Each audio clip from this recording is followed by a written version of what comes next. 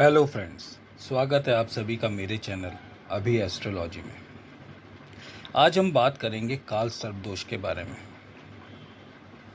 कई लोगों की ये शिकायत होती है कि वो खूब मेहनत करते हैं, दिन रात एक कर देते हैं, पर उनको उसका कुछ भी फल प्राप्त नहीं होता। कई बार उनकी जॉब छूट जाती है। कोई व्यापार करते हैं तो उनमें उनको बार बार नुकसान हो जाता है।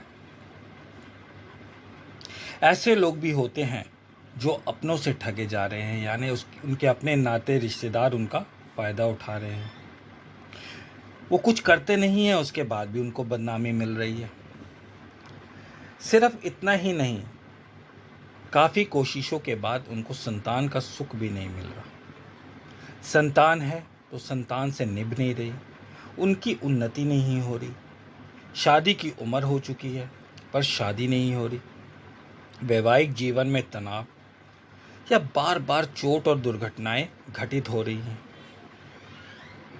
तो यदि आपके सामने भी ऐसी समस्याएं, सारी समस्याएं तो किसी में नहीं हो सकती, या इनमें से कोई भी समस्या अगर आपके जीवन में भी घटित हो रही हैं, तो एक बार आपको अपनी कुंडली जरूर दिखा लेनी चाहिए। हो सकता है कि आपकी कुंडली में कालसर्प योग की वजह से ये सारी घटनाएं घटित हो रही हैं।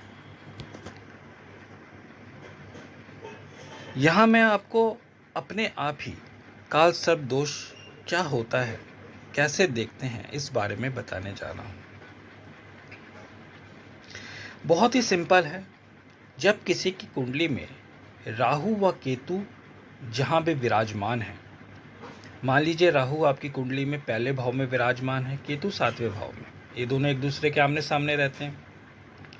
अब सारे के सारे ग्रह जितने बचे, सातों ग्रह, वो दूसरे भाव से छठे भाव तक या आठवें भाव से 12वें भाव तक विद्यमान हो,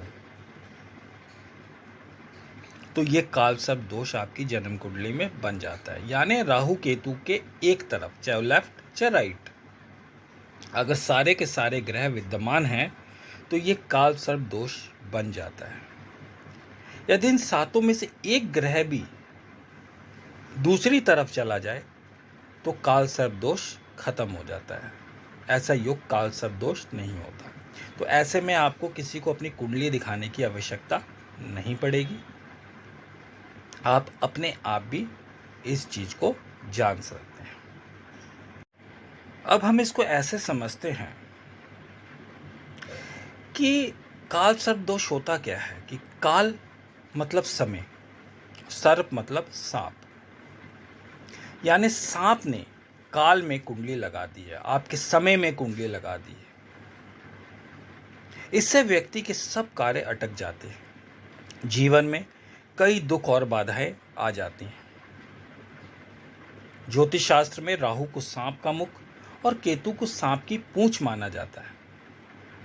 तो जिन जातकों की कुंडली में काल सर्प दोष होता है, उनकी कुंडली से राहु और केतु अच्छे प्रभाव को नष्ट कर देते हैं। यानी आपको जो भी अच्छे प्रभाव मिलने वाले होते हैं सभी ग्रहों से, उन सातों के सातों ग्रहों को अपनी कुंडली में बांध लेते हैं।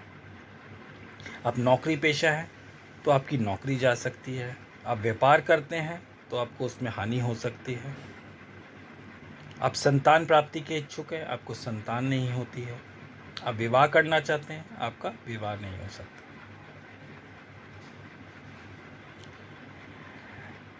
तो ये तो मैंने आपको बताया कि कालसर्प दोष होता क्या है और उसका प्रभाव क्या होता है। अब कालसर्प दोष के लक्षण भी हम जान लेते हैं। यदि आपकी कुंडली में कालसर्प दोष योग है तो ये कालसर्प दोष योग मैं आपको बताऊं कि जब राहु या केतु की दशा चलेगी तभी ये एक्टिव होता है, आजीवन एक्टिव नहीं होता है। यानी अगर आपकी कुंडली में राहु या केतु की दशा नहीं चल रही है, चाहे अंतर्दशा चाहे महादशा, तो आपको परेशान होने की जरूरत नहीं है। लेकिन जब आपके राहु केतु की दशा चल रही होगी, इनमें से किसी भी एक ग्रह की, तो आप ये मानिए कि आपकी रात में बार बार नींद जरूर खुलेगी, खास तौर से 3 बजे से पहले। काल सर्प दोष से पीड़ित व्यक्ति को सपने में बार बार लड़ाई झगड़ा दिखाई देगा। सपने में मृत लोग दिखाई देंगे। आपको कभी कभी लगेगा कि कोई आपका छाती पर बैठकर गला दबा रहा है। नींद में आपको शरीर पर सांप रेंगता दिखेगा, सांप को डसते हुए दिखेगा। कभी कभी आपको एहसास होगा कि सांप आपके बगल में ही सोया हुआ है। तो यदि आपकी कुंडली में काल सर्प दोष योग है तो यह लक्षण आपको अवश्य दिखाई देंगे। कब? जब राहु या केतु में से किसी एक की दशा चल रही होगी तब। तो सबसे पहले आपको कुंडली में देखना है कि सारे के सारे सातों ग्रह राहु और केतु के लेफ्ट या राइट में तो नहीं हैं। यदि हैं तो आपको देखना है कि आपके राहु या केतु की दशा आज चल तो नहीं रही या निकट भविष्य में आने वाली तो नहीं है। और अगर चल रही है तो आपको देखना है कि जो मैंने लक्षण बताए क्या वो लक्षण आप महसूस कर रहे हैं, तो आप काल सर्प दोष योग से पीड़ित है। अब यहां मैं आपको काल सर्प दोष योग से निपटने के यानी उसके प्रभाव को खत्म करने के कुछ उपाय बताने जा रहा हूं। इन उपायों को नोट कर लिख कर रख लीजिए, ये भविष्य में आपके काम आएंगे। जिन लोगों की कुंडली में काल सर्प दोष है उन्हें नियमित रूप से भगवान विष्णु की पूजा करनी चाहिए। शनिवार के दिन बहते पानी में कोयले के टुकड़े प्रभावित करने से आपको लाभ मिलता है।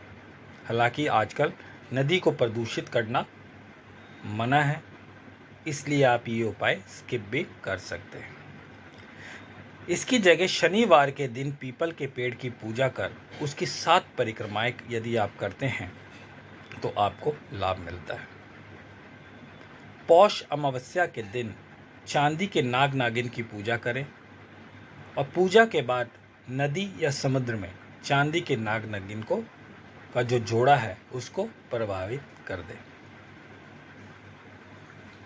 अमावस्या के दिन काल सर्प दोष की पूजा की जाती है। अमावस्या के दिन महामृत्युंजय मंत्र का जाप करें, इससे आपको काफी हद तक लाभ मिलेगा। पौष अमावस्या के दिन कौवे, कुत्ते और गाय को भोजन खिलाएं। चींटियों और मछलियों को भी दाना डालें, इससे आपको लाभ मिलेगा। और सबसे बढ़कर रोज शिव शंभू भगवान शिव की आराधना करें, माथे पर चंदन का तिलक लगाएं और हर सावन के अंदर एक बार रुद्राभिषेक जरूर करा दें जब भी आपकी दशा चल रही हो तो। निस्संदेह आप काल सर्प दोष से जो भी आपको समस्या उत्पन्न हो रही है, चाहे वो संतान संबंधी समस्या है, चाहे विवाह संबंधी समस्या है, चाहे नौकरी संबंधी समस्या है, सारी समस्याएं आपकी धीरे धीरे धीरे करके खत्म होती चली जाएगी। ये सिद्ध उपाय है। तो आज मैंने आपको काल सर्प दोष योग क्या होता है, उसके लक्षण क्या होते हैं, उसके उपाय क्या होते हैं, इन सब बातों को बताया। कैसे आप अपनी कुंडली में जान सकते हैं कि आपकी कुंडली में काल सर्प दोष योग है या नहीं। इसके बावजूद यदि कोई व्यक्ति नहीं समझ पाता है तो कृपया वो अपनी कुंडली का एक बार विश्लेषण जरूर करवा ले, क्योंकि काल सर्प दोष योग आमतौर पर आपको कोई नुकसान नहीं पहुंचाता है, लेकिन जब राहु या केतु की दशा चलती है, चाहे वो अंतरदशा ही क्यों ना चल रही हो, तो ये योग काफ़ी प्रभावी हो जाता है और आपके जीवन में समस्याओं को उत्पन्न कर देता है। तो आज के लिए इतना ही। आशा करता हूँ आज का वीडियो आपको पसंद आया होगा। मिलते हैं किसी अगले वीडियो में किसी दूसरे टॉपिक के साथ। धन्यवाद।